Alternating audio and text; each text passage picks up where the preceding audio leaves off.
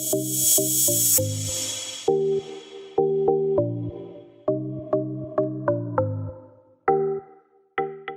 another episode of Ladyz Digest, where issues in the world of women are discussed. Ladyz Digest is proudly brought to you by AAU TV, the voice of higher education in Africa. In today's episode, we'll be interacting with two entrepreneurs who will be discussing this very vital issue with us on women and entrepreneurship. First, you ask yourself, who is a woman entrepreneur? How do you thrive, or how are women thriving in the world of entrepreneurship? These are many more will come your way in today's episode. I am Joan Akua Iyoha. Remember, you can join us on our social media handles at Association of African Universities on Facebook and YouTube, and you can follow us on Instagram at Ladyz Digest. Do stay tuned. Meet our guests, Doreen Daniela Ankama Asantwa, a Ghanaian entrepreneur. She is the firstborn of 6 children.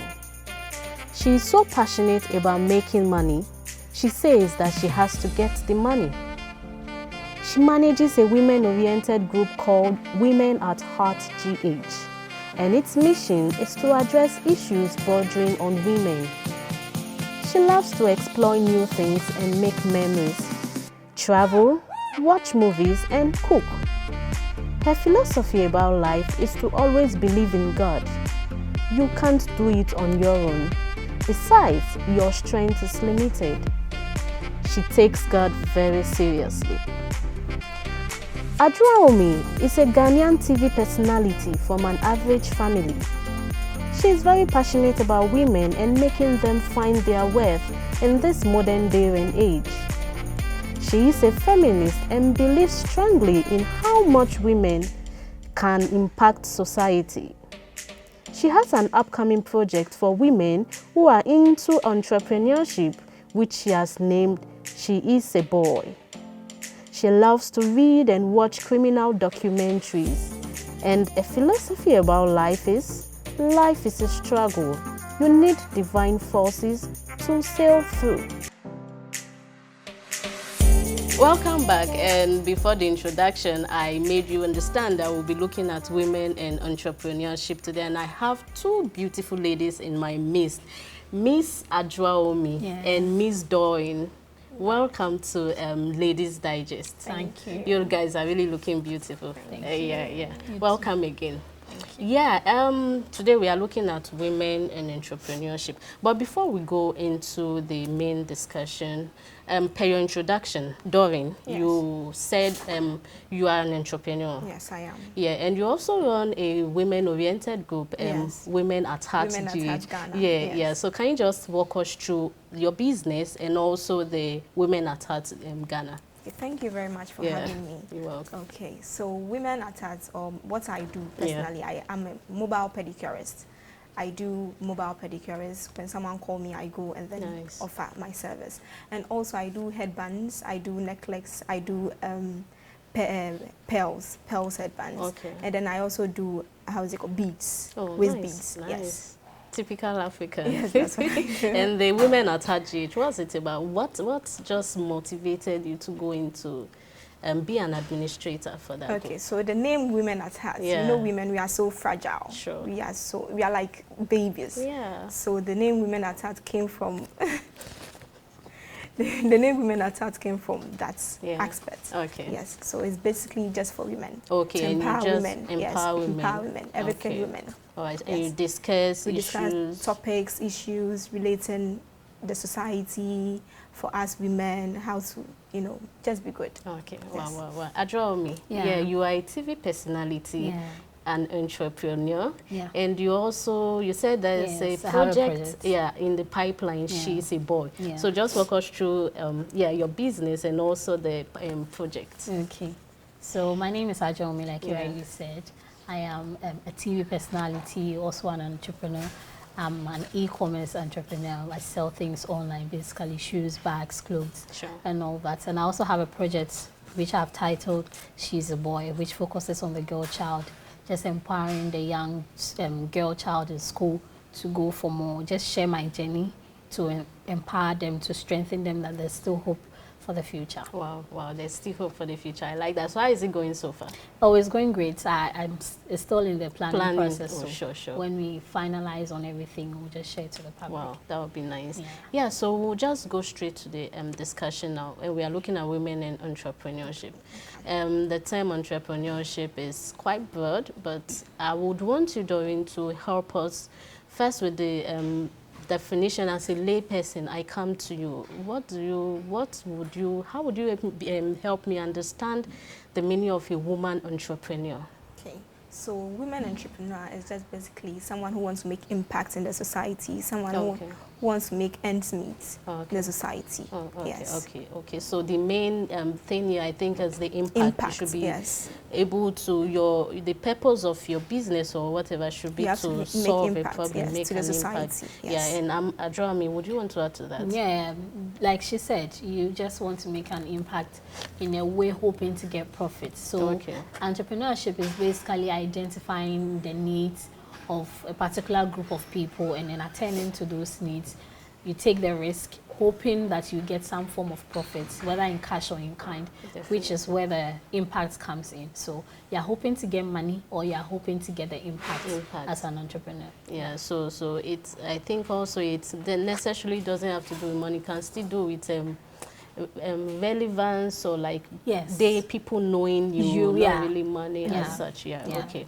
So as a doctor, you go to the hospital. For instance, you walk to the hospital, and once you see a young lady or a gentleman in his lab coat and the stethoscope, or you go to the courtroom, you see a lawyer in their robe and their wig, you know this is a lawyer, this is a doctor. What are the qualities or features that can identify or identities that an entrepreneur should have? I'll sum all of the qualities into just one. Entrepreneurs are passionate people. They are passionate and they are empathetic. They see the struggles of people and they try to meet the needs of those people. So you don't just say that, okay, I just want to sell these things and call myself an entrepreneur. Although the need or the desire to be independent is also a quality, but most of the time it's just the passion to help people in times of crisis that pushes them. So entrepreneurs are always on the go. We always want to find where problems are to solve them. So those are the qualities. They are passionate. They are self-disciplined, because you need self-discipline. If you want your business to grow, you need to discipline yourself. And that's just basically it. And I think also talking about self-discipline, or you shouldn't, because per your definition, you mentioned that a particular goal. So you shouldn't be, I don't think a good entrepreneur should be just putting your hand in anything. You need to find where the problem is, know the people that you are targeting, and in a way that will help you shape how you would put your solutions. So you need to identify your target audience. I think self-determination too would also be one. You have, because definitely you will go through challenges and all, but you should be ready to stand. Okay, so Doreen, you are a pedicurist, a mobile pedicurist. At what point did you decide that this is the line I want to tow? What informed your decision to go into that? Because there are many aspects of entrepreneurship you would have decided to go in. When I started as a makeup artist. I went to learn makeup. I wanted to learn makeup. So when I got there, I was like, everyone is just learning makeup. Why don't I just switch to something else? And then I learned pedicure. So that's how come. So how long have you been? How long? For 3 years now. 3 years. Yes. Wow. 3 years. I think would you classify pedicure into the makeup line? No, it's just a beauty. Oh, yes. Okay. So but it's not in the makeup line. No. All right. Yes. Okay. Naomi, so normally in everything, in a journey that you start, there's always a first step. And you go through challenges. Definitely. From the planning stage to the execution to each stage, you will meet the challenge at that time. So as a woman entrepreneur, what have been your challenges so far? I would say the allocation of resources. Okay. We mostly feel that women are fragile. Men are the strongest in the society. So we always give them the upper hand. And when it comes to allocation of resources, we allocate them with a lot. But then we always forget that women, we multiply. We always pass on our knowledge and all that. But men, a man who gets something would want to make everybody know that he alone has it. And so you need to come to me. But a woman would always want to relay those knowledge, pass on those knowledge and all of those things. The challenge facing women entrepreneurs, like I said, is allocation of resources, and also the fact that there's lack of capital. Somebody may have a nice business idea and then the person will not have the finance. Even when you go to the banking aspect, if you're a woman entrepreneur and you want a loan, if you go to the bank saying you want a loan, they'll ask you a lot of questions. But if you're a man, they believe that definitely you work hard and then get the money and come and pay. So they give it to you. So that is a challenge women are facing. So they feel that women can't work hard. A lot. Even though we are trying to prove to them that we can do something, the belief in us is not as much as the belief in men. So that is a very big... That's a challenge. Big challenge. It's a very big challenge. And you've been facing... Oh, a lot. Sometimes you go to somebody, pitching your idea to the person, but the person will be like, you're a lady, how are you going to do this? Just that statements can even break your heart and discourage you to not do it. And Doreen, your mobile pedicure... You must have faced some challenges. Yes, quite a lot. So can you just walk us through? Okay, I remember one time I went, it's home service. I do it home service. So I remember one time I went to do this particular man. He's a big man, I would say. Okay. So I went there and then it was like, can I massage him? Imagine. I'm like, I don't do massage.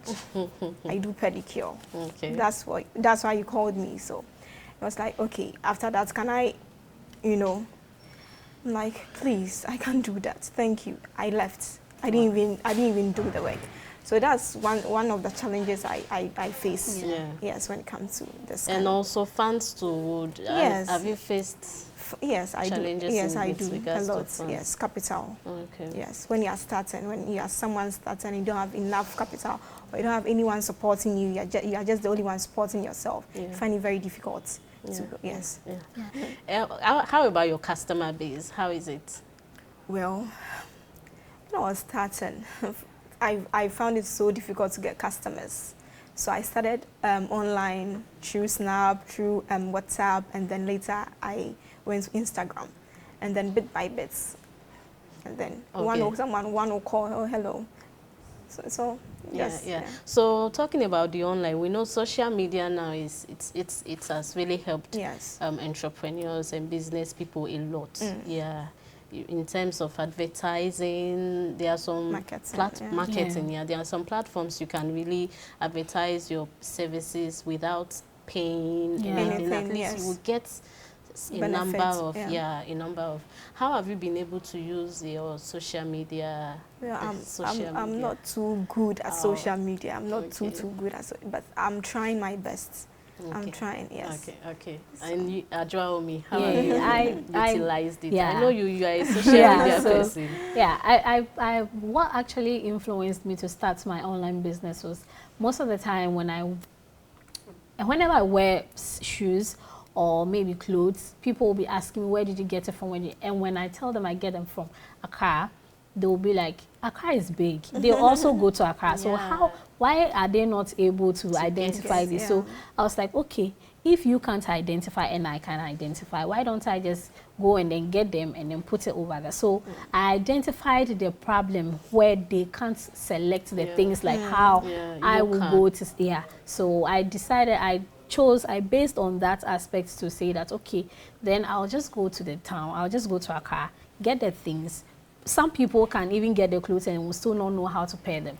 So sometimes in my post, I'll pair the clothes and then I'll be selling it out. If somebody sees the combination and the person likes it, why not? The person will just So buy. you were now serving as a middleman, yes, using exactly, social media. yes. So instead of, if you want to copy my style, you can copy. But if you want to copy and copy very well, you need to come and buy from me to get my style. Sure. So you use Instagram? I use Instagram, basically Instagram, and then my WhatsApp platform. Oh, okay. Yeah. No Facebook? No, I don't do Facebook and so Snapchat. Oh, okay. So we'll go for a quick break, and when we return, we'll continue. We'll look at the steps to take through in the journey. Yeah, this has been Ladyz Digest, and in case you're just joining us, you can catch us up on our social media handles on Facebook and YouTube at the Association of African Universities, and you can follow us on Instagram at Ladyz Digest. We'll be back.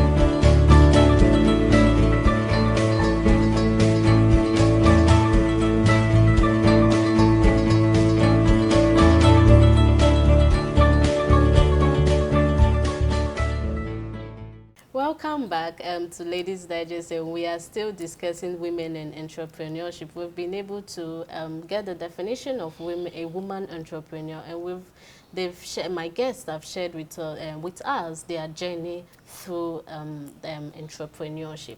Welcome back, ladies. Thank you. Yeah, so Doreen, before the break, we looked at the definition of an entrepreneur, a woman entrepreneur, and we talked about the challenges we face. Yes. So as an entrepreneur, there are steps. You don't just wake up and you see yourself being an entrepreneur. Can you walk us through the steps in which you have to go through? Yeah, from the beginning, the planning stage to executing. Okay. So wanting to become an entrepreneur, you have to focus on what you really want, what you are good at. You don't just wake up because someone is doing this, I want to do this. You have to look at where you are coming from, what you want to gain. So for instance, if you want to sell clothes, are you good at selling? Are you good at, So you have to look at all those, and then you have to, yes. And okay, we'll be talking about the planning too. I think maybe some form of research should have been done. Yes, you have to ask someone who is into that business. You go and ask, oh, how do I do this? How should I do this? How should I go about this? And then also you have to have a little bit income to start. Yes, capital. Adraomi, would you want to add to that? Yeah, like she said, you need to plan. Yeah. And me, I will talk for the people online, the e-commerce entrepreneurs. The fact that somebody is selling clothes doesn't mean that, and the person is getting money doesn't mean that you also necessarily have to sell clothes. You need to find something. Like, you can't be an entrepreneur without solving a problem. So you need to identify a problem, and then based on that to do that, you need to plan. And the planning is not just about you sitting down saying that, okay, I'm going to get 10 pieces of clothes. This is how I'm going to caption my post and all that. No, you need to strategize. Okay, I'm putting this amount of money inside. This is what I would want to gain. And this is how I want my customers to feel about my product or my service. So all of these things, you need to find all of these things. You need to get answers for all of these things before you decide that, okay, I want to do this. I really want to do this. Because sometimes you have a passion for something, but then how you go about it will make the idea not so good. So you need to sit down or plan very well and be able to get what you really. And I believe very well in investment too. A lot of people don't really invest in these online, like most of the online stores don't really invest, because if you invest time and resources into the things you are putting out there, like how you post the pictures, the aesthetics and all that, somebody will see it and a big person would want to be associated with your brand. But if you do it anyhow, if you do it sharply, definitely somebody else, the kind of people you would want to be coming to buy your things so that you'll be getting a lot of money, you won't get them because you are not meeting the standard which will will pull them to your business. So you need to factor all of those things. So we are talking about, I think, packaging. Yes, packaging is branding. Branding, So about pricing, how do you fix your prices? Do you, when you get a particular product, do you maybe research, get to know how other people sell theirs before you fix your price, or you just fix your price based on how you get it? No. Mostly what I do is, for my shoes, I saw a lot of UK brands. Okay. So if, say, I get a Pretty Little Thing heels, their things are really expensive. They're quite expensive. So if I go to the thrift store and I'm able to get a Pretty Little Thing heels for about 20 cedis, I'll check online how much it is sold.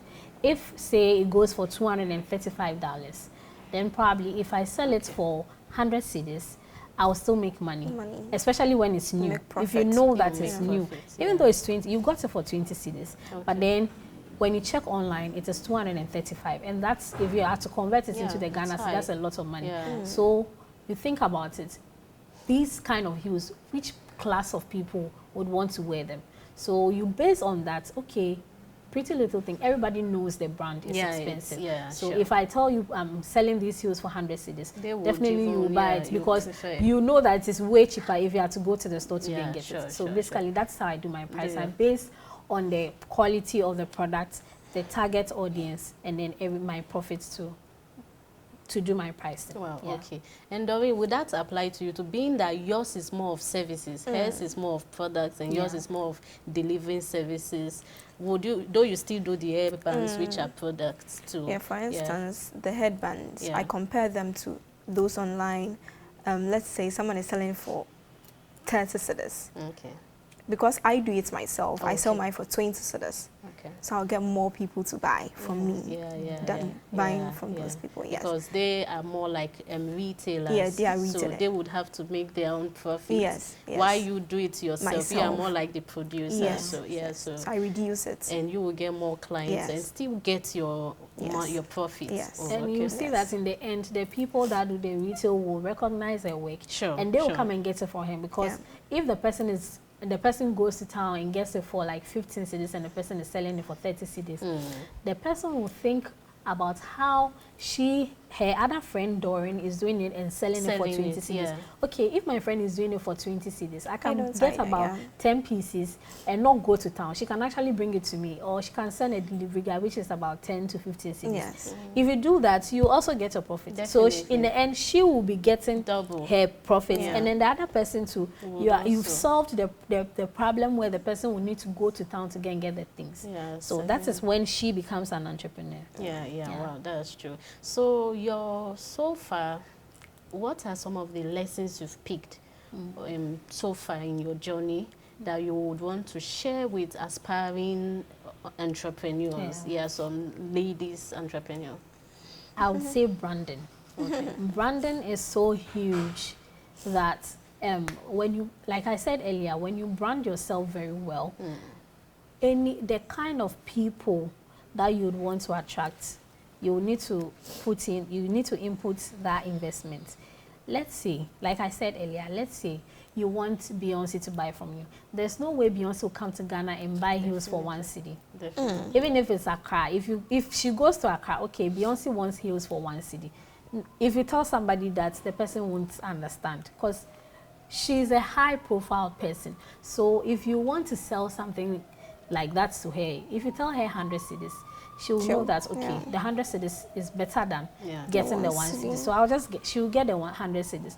So I always say that if you want to, you should know your target audience. The kind of people you want to attract, put in that same money, put in that same time, put in that same energy. And it will attract them to come and buy. You sell clothes and you don't have a package and like a bag or something. Definitely the brand will just tie it in some black so you see, no labeling, and that is the mistake a lot of online stores do. you see somebody selling a clothes that you sell for 20 cedis, for 50 cedis. You don't understand. You feel that, okay, I need to also sell mine for 50 cedis. But you don't know that the person puts it in maybe a paper bag, in a very well-packaged paper bag to the person. But you will just put it in a rubber, and you also want to sell it. So you need to know that there are some differences. You need to be able to identify that this is what the person is doing differently. So if I also want to make as much money as her, I need to do it like hers. I, for one, I think I really look at that packaging, even if in the end you remove the product. But then when I look, I'm like, wow, this is nice. So nice, a little thank you. Thank you goes a long way. Thank you card. And also, let's talk about customer service, like the follow-ups. How do you do that? I do follow-ups. I do. Sometimes when I sell something to you, I could sell maybe a dress to you for over a month.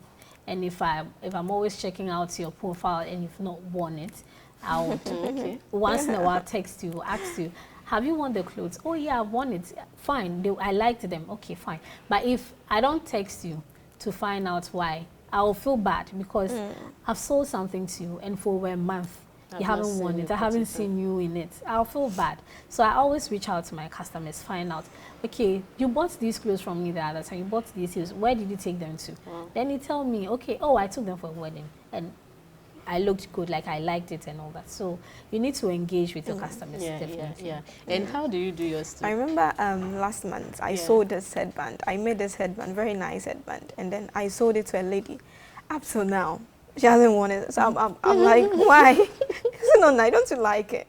She said, oh, she likes it, but she's waiting for the right time. Oh, okay. I'm like, okay. Okay, that's good. Okay, we're about wrapping up. How would you be able, in a bid to empower young women, because this whole thing is about empowerment, how would you be able to, would you advise young ladies to even, is it a good venture in the first place? Would you advise young ladies, young energetic ladies who may need something else as a side business or as a full occupation, would you advise them to go into this thing? How would you do that? Yes, it's very, very good venture. You have to venture into it.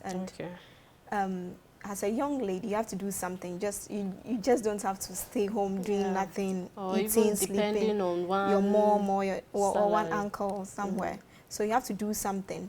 Do something for yourself, and then when you do that, you know, people get to know you, what you do, and all that. So I think it's very good. Yeah. And follow your passion. You have to love what you do. You just have to love it. You have to wake up at 4 a.m. Even if you have to wake up at 12 a.m., 4 a.m. to do it, just do it. So that is for where me, passion I can wake up comes. like 12 a.m. or 1 and do it because I love what I'm doing. Why somebody is busy, sleeping, she's gone to cloud 9 at that time sleeping. So you have passion has to come in. That you when you even sleep, you feel, oh, why should I be sleeping? I need to do this. I need to check on this. I need to do that. Your advice to young ladies coming up. I would say that if, like she said, follow your passion. But you shouldn't just say you're following your passion to do just anything. Invest in it. Put the time, energy, whatever resources that are available to you, you need to put them into use. And then know your target audience. If you know your target audience, that will basically help you polish or build your brand solidly. So that's what I would say. And formal education is very key. A lot of entrepreneurs feel that they don't need to. You don't necessarily need to go to school, but you need the formal education to be able to polish up your work. So they shouldn't give up. There are a lot of problems. Reading, and I think basics of should I say mathematics and accounting, calculating. Because if not, excuse me to say, someone at Makola, if a woman at Makola can calculate, for instance, you buy like Gary, this, and calculates within a second, a short period. Like, wow, this woman. It's true. So you have to So you should have those basics. And I think you should be smart too. Because right now, the world has really moved to the smart level. And you shouldn't still be looking at the archaic way of doing business. So finally, in 10 years, where do you see yourself as an entrepreneur? I basically want to be a very well-established person, very fulfilled in whichever aspect that I find myself to be in at that time. Yeah. I just want to be happy and also feel that, yes, I've really made an impact. Wow, that's nice. We'll be looking forward to that, yeah. And Doreen, 10 years. Mine is very short. I just want to be the next female Dangote in Ghana. Wow. Yes. Wow, that's what wow. I'm And we'll be very proud to be associated with you. We really want to thank you for coming, for gracing us with your presence and honoring us. And we hope next time when we'll call on you, you'll definitely honor our invitation. Thank you very much. Yeah, this has been Ladyz Digest, and my guest and I have been discussing women in entrepreneurship. I'm Joan Akua Iyoha, and I've been your host. To join us next time. Bye.